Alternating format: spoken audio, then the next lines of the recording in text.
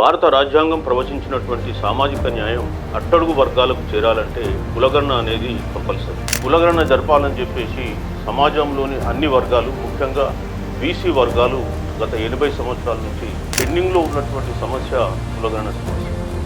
మరి ఈ సమస్య నిజంగా అంత జటిలమైందా? ఇది చేయడానికి నిజంగా మరి మన దగ్గర ఉన్నటువంటి యంత్రాంగం సరిపోదా?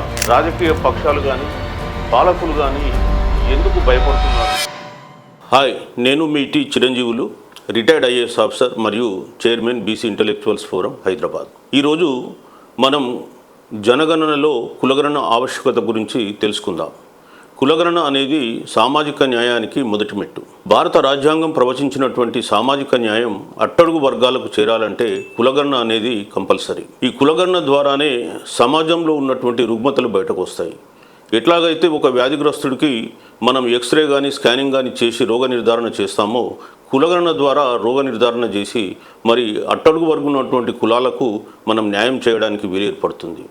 అదేవిధంగా కేంద్ర రాష్ట్ర ప్రభుత్వాలు చేపడుతున్నటువంటి అనేక అభివృద్ధి సంక్షేమ కార్యక్రమాలు నిజంగా అభివృద్ధి ఫలాలు అందని వారికి చేరాలంటే కులగణన అనేది తప్పనిసరి. భారతీయ సమాజం అంటేనే కులాలతో కూడుకున్నటువంటి ఒక సమాహారం.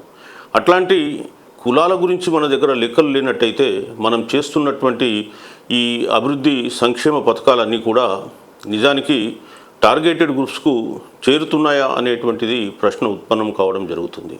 ఈరోజు ఈ దేశంలో కులగణన జరిపినట్టయితే గత 78 సంవత్సరాల స్వాతంత్రానంతర కాలం చేపట్టినటువంటి అనేక అభివృద్ధి సంక్షేమ పథకాలు ఎవరు అనుభవిస్తున్నారు, ఎవరికి చేరినాయి, ఎవరికి చేరలేరు, మరి ఈరోజు వారి సామాజిక ఆర్థిక రాజకీయ విద్యాపరమైనటువంటి పరిస్థితులు ఏమిటి, వారిని మనం ఎలాంటి పథకాలు రచించి వారిని మనం మిగతా వర్గాలతో సమానంగా ఎదగడానికి అవకాశాలు కల్పిస్తాం అనేటువంటి విషయాలన్నీ కూడా మనం తెలుసుకుంటాం. అందుకే కులగణన జరపాలని చెప్పేసి సమాజంలోని అన్ని వర్గాలు, ముఖ్యంగా బీసీ వర్గాలు గత 80 సంవత్సరాల నుంచి కోరుతూ ఉన్నాయి.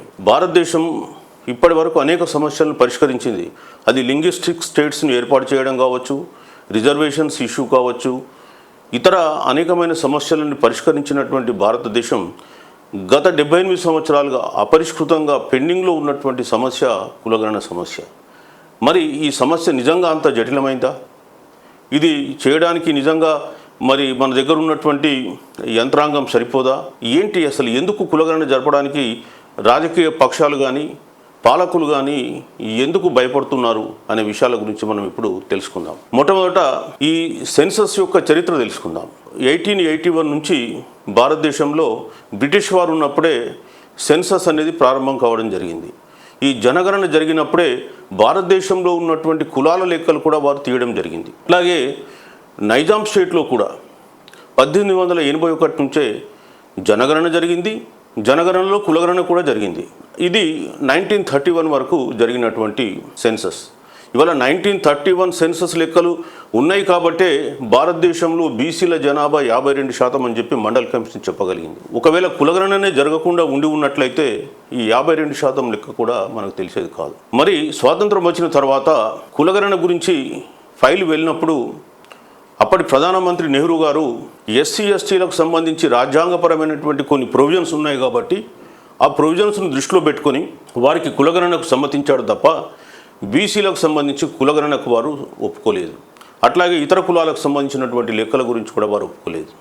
సో ఆ రోజు నుంచి ఈ రోజు వరకు కూడా పెండింగ్లో ఉన్నటువంటి సమస్య కులగణన. ముఖ్యంగా భారతదేశంలో ఇతర వెనుకబడిన వర్గాలని చెప్పేసి మనం మాట్లాడుతూ ఉంటాం, ఓబీసీలని, లేదా రాష్ట్ర స్థాయిలో బీసీలను మనం మాట్లాడుతూ ఉంటాం. వీరి జనాభా లెక్కలు తెలుసుకోవాలంటే మనకు ఖచ్చితంగా కులగణన అనేది అవసరం. ఈ విషయం గురించి మొట్టమొదటి బీసీ కమిషన్ అయినటువంటి కాకా కాలేల్కర్ వారి రిపోర్ట్లో కులగణన జరపాలని చెప్పి స్పష్టంగా తెలియజేయడం జరిగింది. అట్లాగే మండల్ కమిషన్ కూడా కులగణన గురించి నొక్కి వ్యాఖ్యానించడం జరిగింది. కోర్టులు కూడా అనేక సందర్భాల్లో కులగణన జరపండి అని చెప్పేసి డైరెక్ట్గా ఇండైరెక్ట్గా కూడా సూచించడం జరిగింది. ముఖ్యంగా ఇందిరా సాహ్ని కేసులో మనం చూసినప్పుడు ఆనాటి రాజ్యాంగ ధర్మాసనం రిజర్వేషన్లు కావాలనుకున్నప్పుడు క్వాంటిఫైయబుల్ డాటా, కంటెంపరోనియస్ డాటా కావాలని చెప్పేసి కోరడం జరిగింది. మరి ఈరోజు క్వాంటిఫైయబుల్ డాటా కావాలంటే కులగణన కంపల్సరీ. అదేవిధంగా తర్వాత కాలంలో కూడా అనేక జడ్జిమెంట్లలో కులగణన యొక్క ఆవశ్యకత గురించి చెప్పడం జరిగింది. ముఖ్యంగా మరాఠా కేసులో కావచ్చు, అదేవిధంగా Madras high court census commissioner versus Krishnamurthy కేసులో కేంద్రానికి కులగణన జరపాలని చెప్పేసి డైరెక్ట్గా ఆర్డర్స్ కూడా ఇవ్వడం జరిగింది.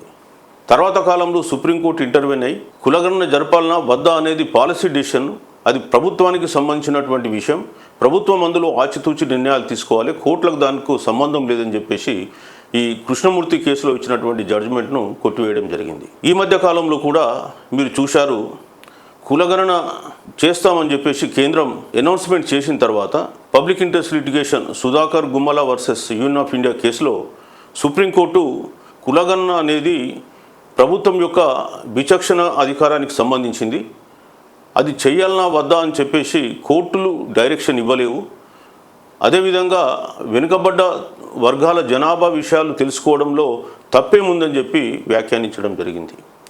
మరి ఒకవైపు బీసీల గురించి అపాయింట్ చేసినటువంటి కమిషన్లు కులగణన జరపమని చెప్తున్నాయి, ఇంకోవైపు కోర్టులు కులగణన ఆవశ్యకత గురించి చెప్తున్నా అసలు పాలకులు ఎందుకు దీని గురించి పట్టించుకోవట్లేదు, వారికి వచ్చినటువంటి ఇబ్బందులు ఏంటి, ఆ విషయాల గురించి కూడా మనం ఒకసారి తెలుసుకుందాం. నిజానికి పాలకులకు ప్రతిపక్షంలో ఉన్నప్పుడు కులగణన గురించి గుర్తుకొస్తాయి, అధికారంలోకి రాగానే మళ్ళీ మర్చిపోతుంది. మీరు 2010లో అప్పుడు ప్రతిపక్షంలో ఉన్నటువంటి బీజేపీ 2011 సెన్సస్లో కులగణన జరపాలని చెప్పేసి పార్లమెంట్లో తీర్మానం ప్రవేశపెట్టింది.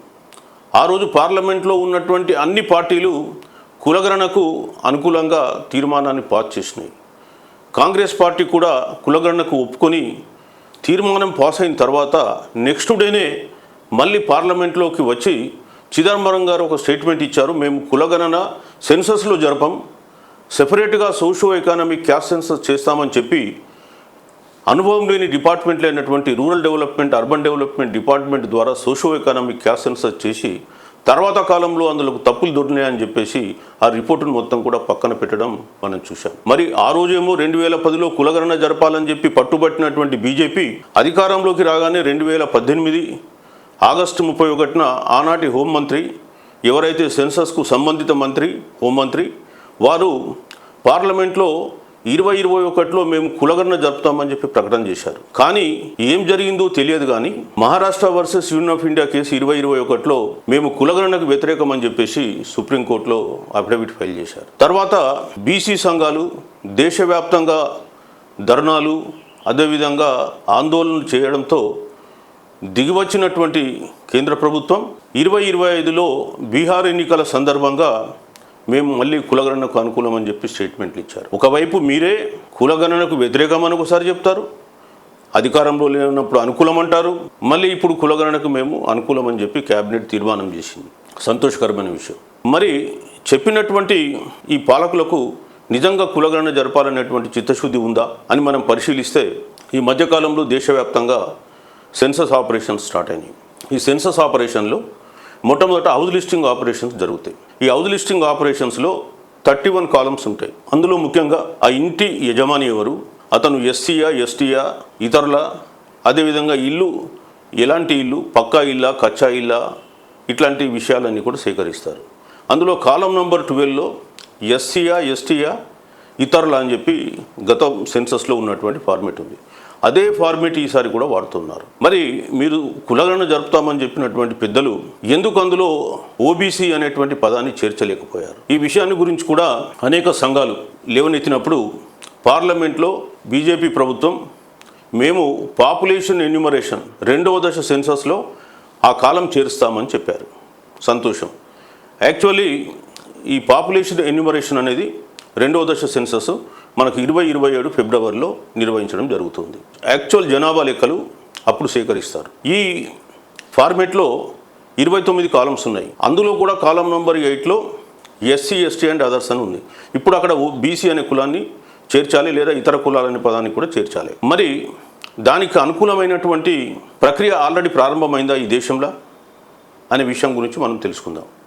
నిజానికి చెప్పాలంటే ఈ దేశంలో సుమారు 6,000 కులాలు ఉన్నాయి.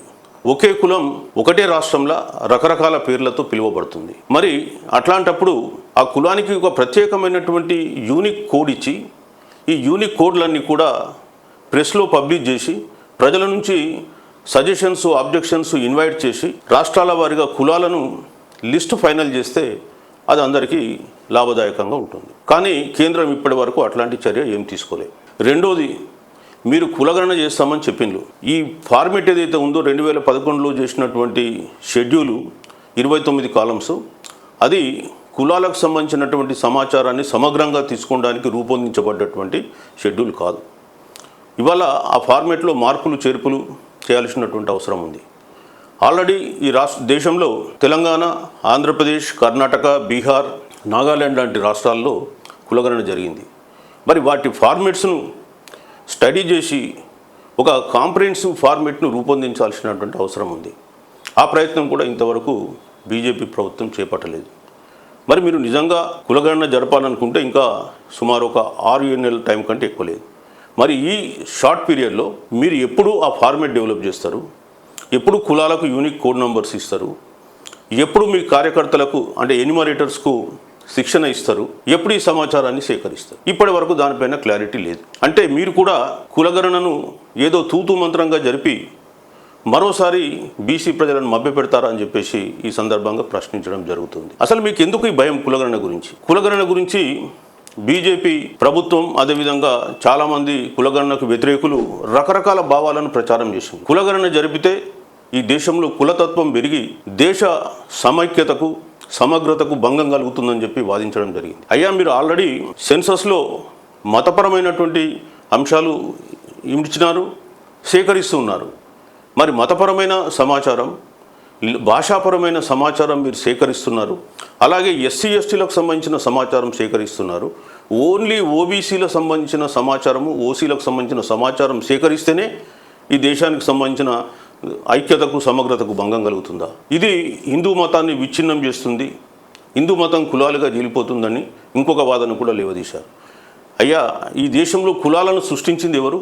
3000 సంవత్సరాలుగా ఈ దేశంలో ఉన్నాయంటే మీ హిందూ మత పెద్దలే కదా కులాలను సృష్టించింది. ఇవాళ కొత్తగా సృష్టించేదేముంది? కొత్తగా హిందూ మతం కులాల పేరు మీద చెల్లిపోయేదేముంది? నిజానికి ఈ కులగణన అనేది ఒక బీసీల ఆత్మగౌరవానికి సంబంధించినటువంటి ఇష్యూ, వారి ప్రాతినిధ్యానికి సంబంధించినటువంటి ఇష్యూ. ఇవాళ కులగణన జరపడం వల్ల కులాల మధ్య ఉన్నటువంటి అసమానతలు మనకు బయటకు వస్తాయి. ఈ అసమానతలను తగ్గించి అందరికీ సమాన అవకాశాలు కల్పించి ప్రజాస్వామ్య పరిరక్షణకు, ఈ దేశ సమగ్రతకు తోడ్పడేటువంటి చర్యే ఈ కులగణన. ఈ దేశంలో మొదటి నుంచి కులాలు ఉన్నాయి. పేదరికం అంతా కూడా కులం చుట్టూ అల్లుకున్నటువంటి వ్యవస్థ. కుల వ్యవస్థలో అట్టడుగునున్నటువంటి కులాలు అత్యంత పేదరికంలో ఉన్నాయి. కులానికి పేదరికానికి విడదైనటువంటి అవినాభావ సంబంధం ఉంది. అట్లాంటి సందర్భంలో ఆ కులాలేంటి, వాటి యొక్క సామాజిక, ఆర్థిక, రాజకీయ, విద్యాపరమైన పరిస్థితులు ఏంటి తెలుసుకోకుండా మనం ప్రణాళికలు చేపడితే అది ఎవరి కొరకు చేపడుతున్నామో అవి ఎవరికి చేరుతున్నాయి చివరికి అనే అంశాన్ని మనం గుర్తించాల్సిన అవసరం ఉంది. ఇంకో వాదన ఏమిటంటే కులగణన వలన రిజర్వేషన్ల డిమాండ్ పెరుగుతుంది. నిజానికి కులగణన వలన ఏ కులం ఎట్లాంటి సామాజిక, రాజకీయ, ఆర్థిక, విద్యాపరమైనటువంటి పరిస్థితుల్లో నివసిస్తుందనే వివరాలు బయటకు వస్తాయి. కాబట్టి కొన్ని అభివృద్ధి చెందిన కులాలు మమ్మలను బీసీల్లో చేర్చాలనేటువంటి డిమాండ్కు ఇది అడ్డుకట్ట వేయడానికి ఎంతగానో ఉపయోగపడుతుంది.